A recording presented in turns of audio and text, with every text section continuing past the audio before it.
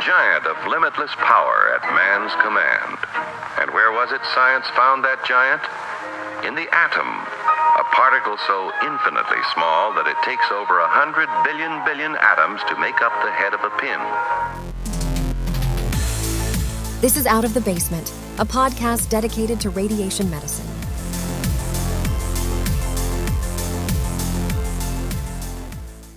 This is Dr. Jason Beckett shivering in the Vermont mountain basements here with another riveting episode in this year of Black Swan events.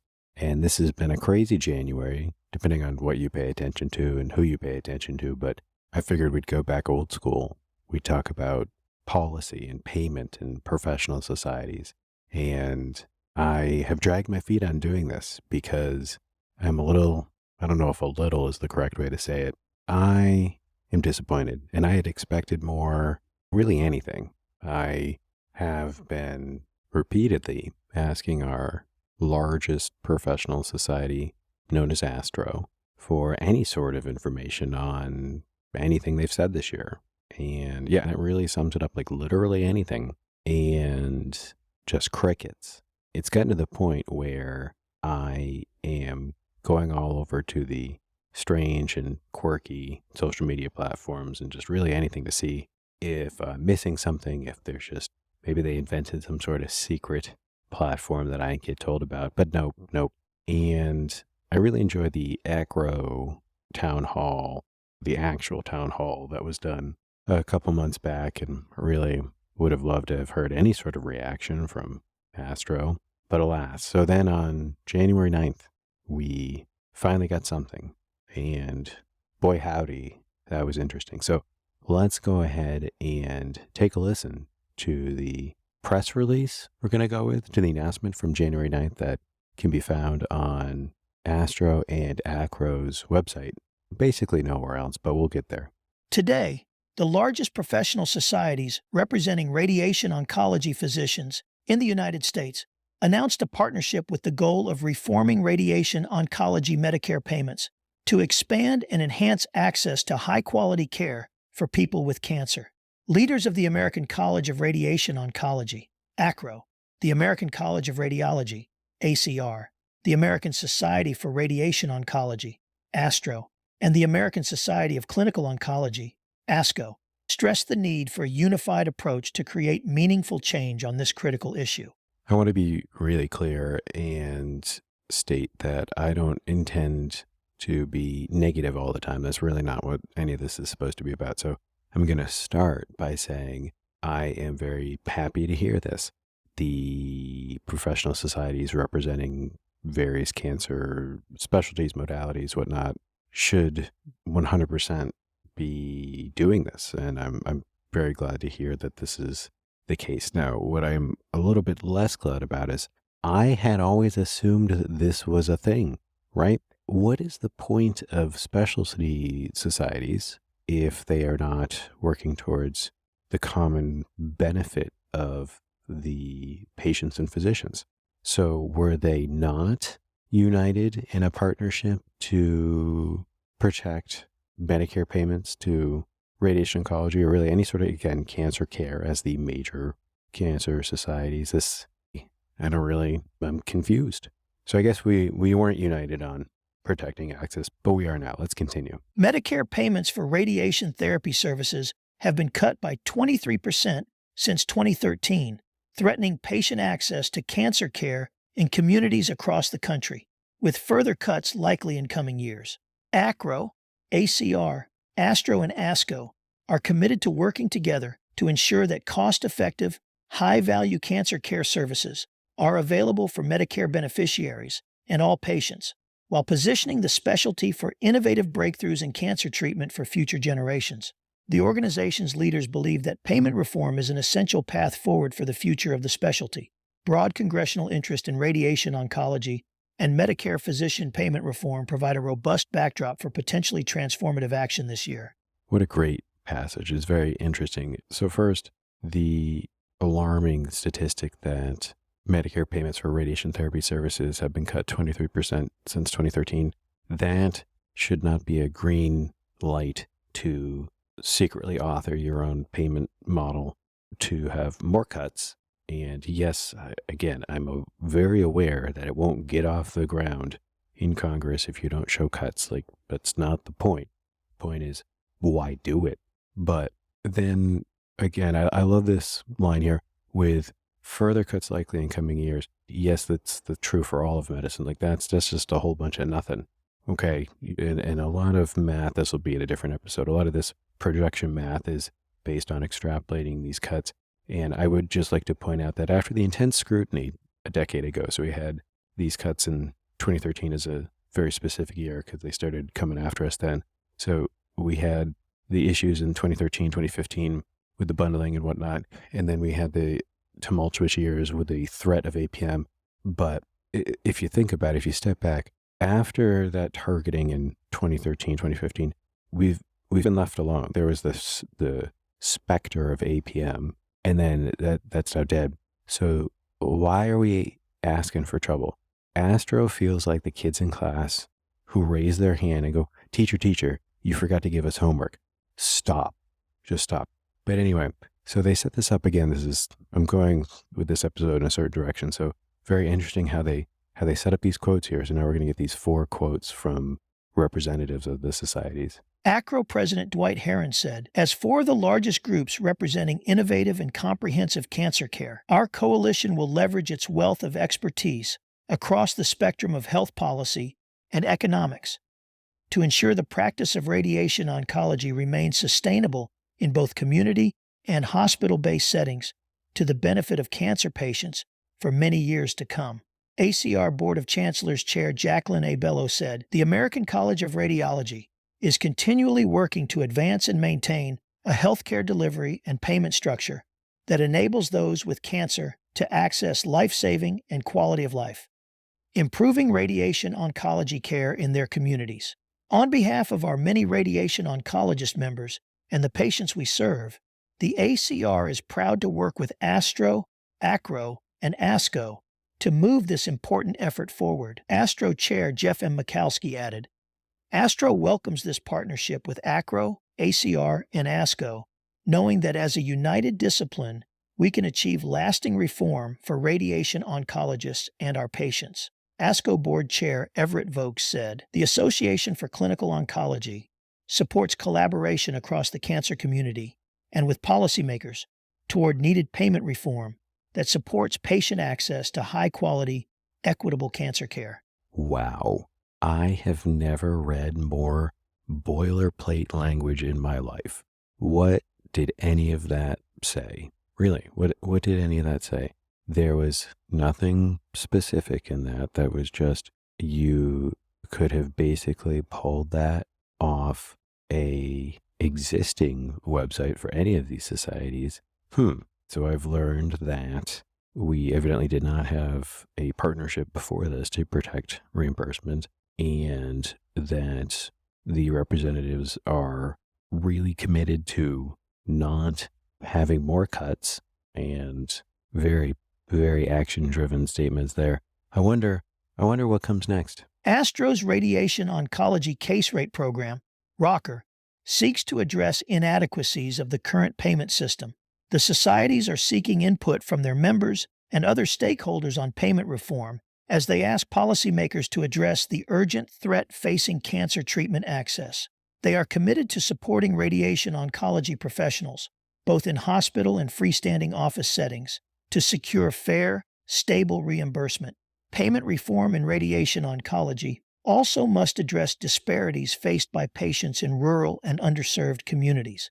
The group's leaders expressed confidence that their partnership will ensure continued access close to home to compassionate, technologically advanced, life-saving treatments for patients diagnosed with cancer.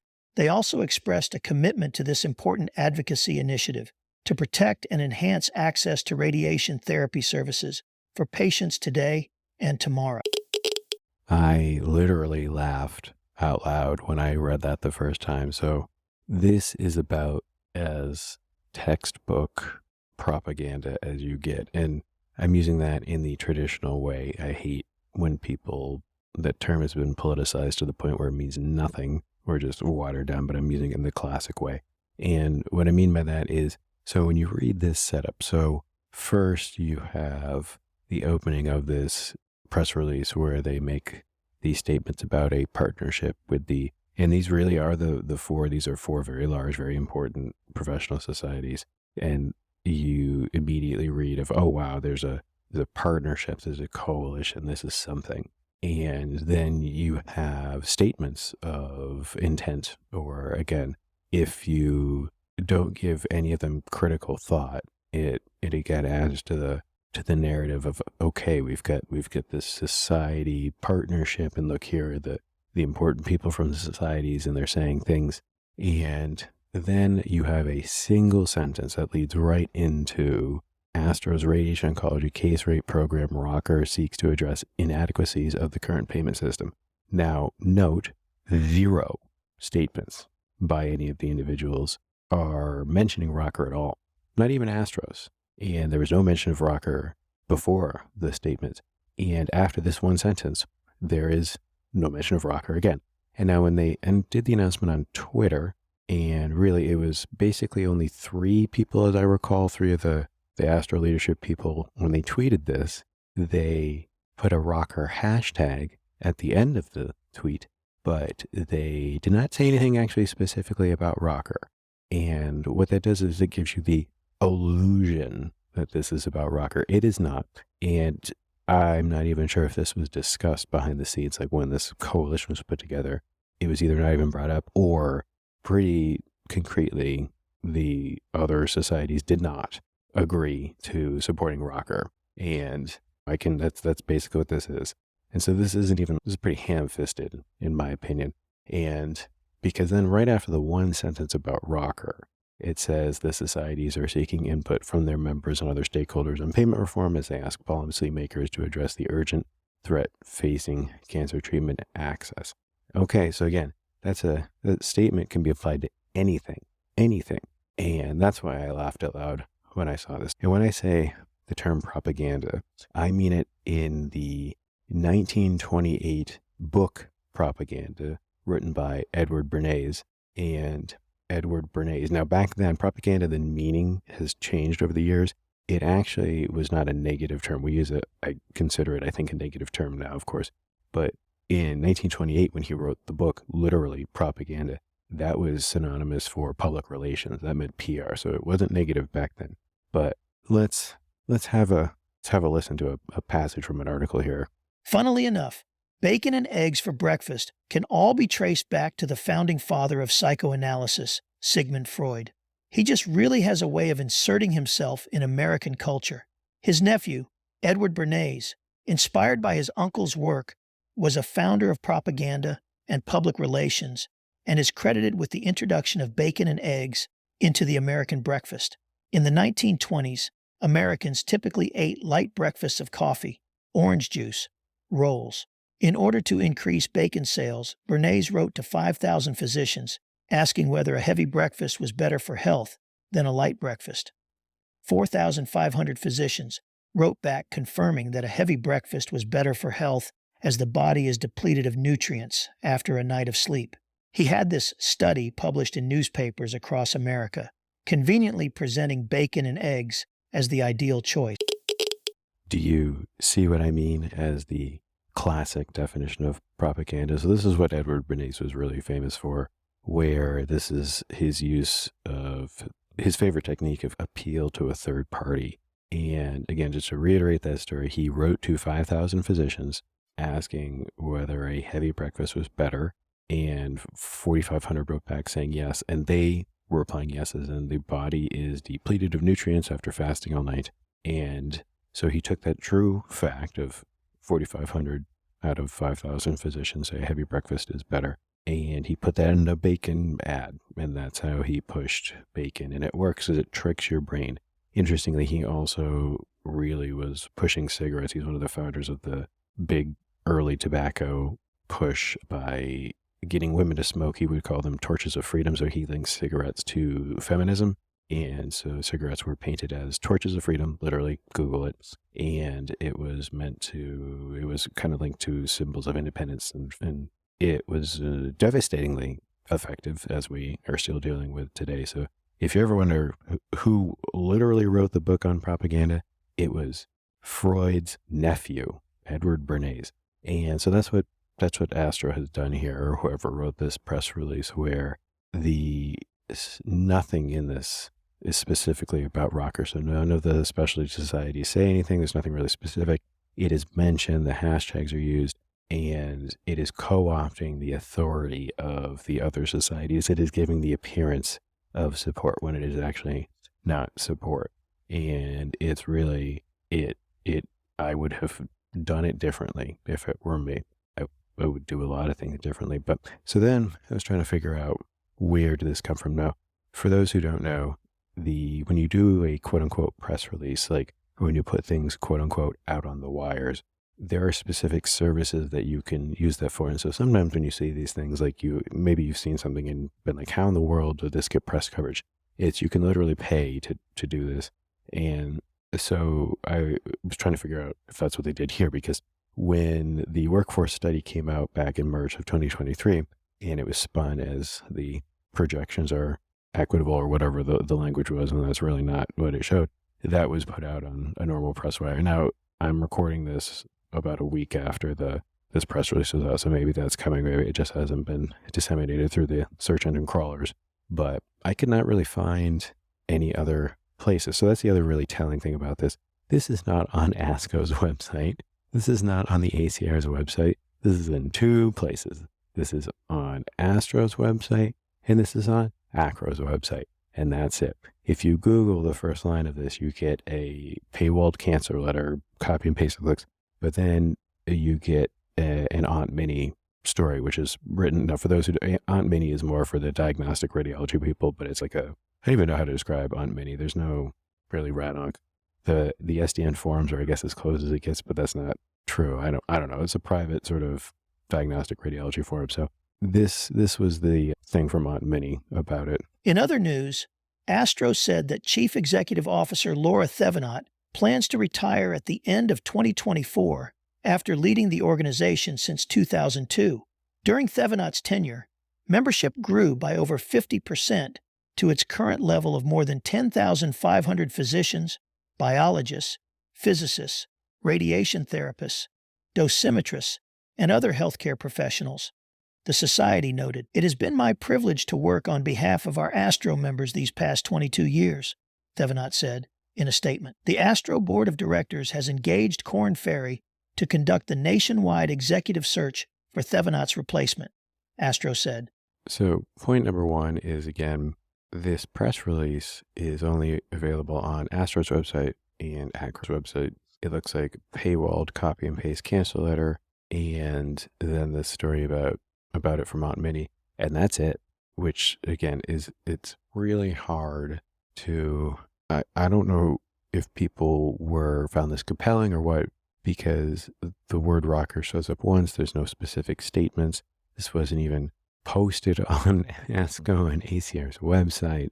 They didn't even tweet about it. They didn't respond to any tweets, because there's a few people from Astro and ACRO tweeted about it and tagged some folks, but there was zero buy-in from ACR and ASCO, and it was oof. And so then when I found this article on Aunt Minnie and with the CEO's retirement, I clicked because I had read the announcement, but not really about her retirement.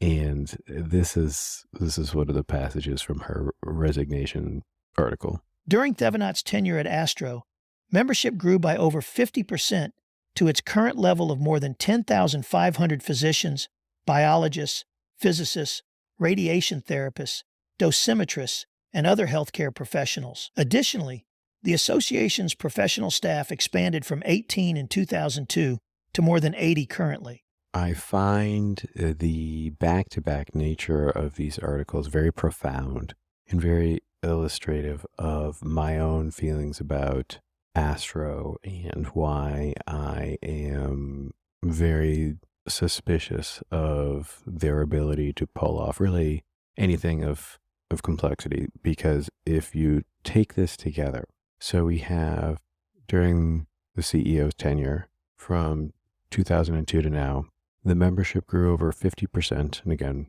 part of the things I've been concerned about for many years is the doubling of radiation oncologists from a very rapid pace and without a clear indication for the need for doubling. But so this is everything. So you have a 50% membership growth of everybody, and you have an increase in the astro professional staff from 18 to more than 80. That is huge.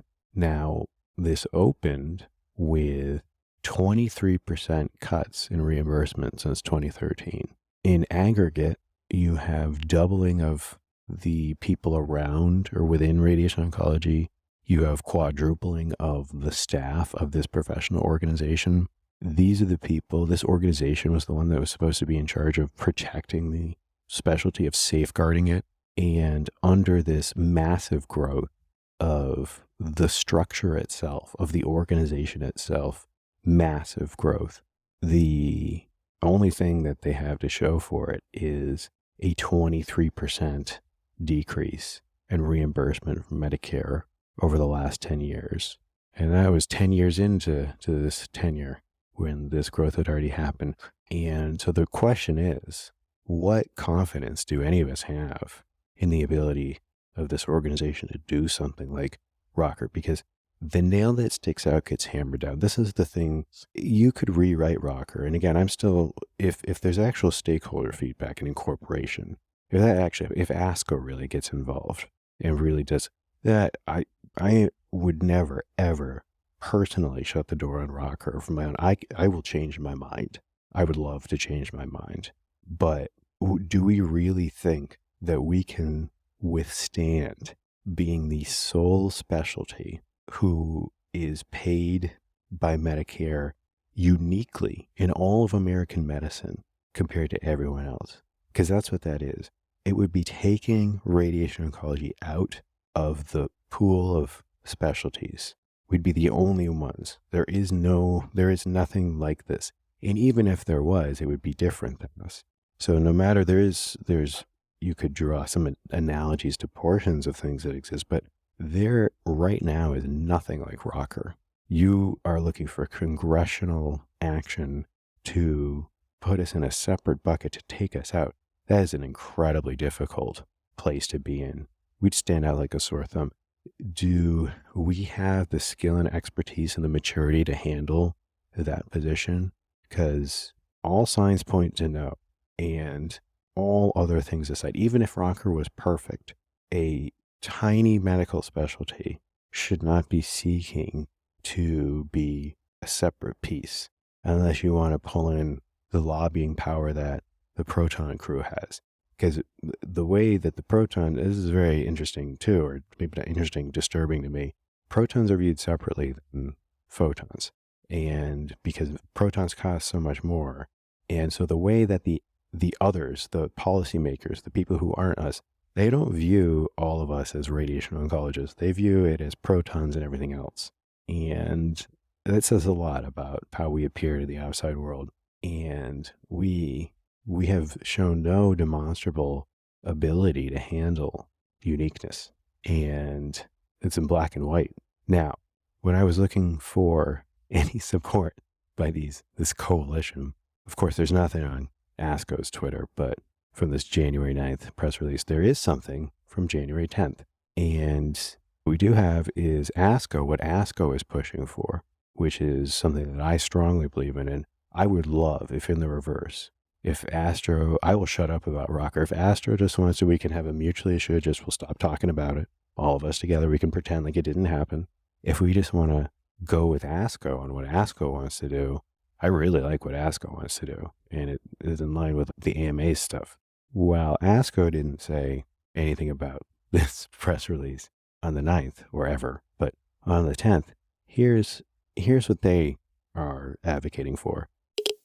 A 3.37% Medicare physician payment cut took effect on January 1st, 2024. Congress must take action immediately to address the cuts and reform the flawed Medicare physician payment system. Physicians are the only providers who do not automatically receive an annual inflationary update from Medicare. Year after year, Reimbursement for physicians falls drastically below inflationary rates, resulting in cuts to reimbursement for services. The lack of annual adjustments in the Medicare Physician Fee Schedule, MPFS, due to budget neutrality requirements, limit the allocation of funds for essential cancer care services. The increased merit-based incentive payment system, MIPS, performance threshold would lead to half of MIPS-eligible clinicians receiving a negative payment adjustment for the 2024 performance period and would further disadvantage smaller practices. The lack of incentives and financial stability hinder the broader transition to value-based care models. The Medicare reimbursement system makes it difficult for physicians to maintain a viable business, impacting patients' access to care. Physician reimbursement has fallen behind inflationary rates by 26% since 2001. Along with increased performance thresholds, the limitations on resources allocated for necessary care, and the lack of incentives to transition to value-based care models only amplify the unsustainable Medicare physician payment system. Join ASCO in asking Congress to address the 3.37% Medicare physician payment cut that took effect January 1st and take the following steps to improve the flawed Medicare physician payment system and improve financial stability for practices. Specifically, we ask Congress to provide automatic inflationary updates to reimbursement, eliminate budget neutrality requirements, make meaningful changes to the merit-based incentive payment system, MIPS, incentivize the transition to value-based care. I really hope that this coalition does indeed agree to join ASCO in asking Congress to address the 3.37% Medicare physician payment cut that took effect on January 1st and to take steps to improve the flawed Medicare physician payment system and improve financial stability for practices. And specifically, ASCO is asking Congress, and I am asking this coalition and the physicians and anyone really associated with this to also join ASCO in asking Congress for providing automatic inflationary updates to reimbursement, to eliminate budget neutrality requirements, to make meaningful changes to the merit-based incentive payment system, and to incentivize the transition to value-based care. And I think that would be a very positive step we could all take. And I think that many other things, especially tiny specialties, trying to circumvent CMS to create unique payment systems and stand out like a sore thumb, I think that is very obviously tilting at windmills.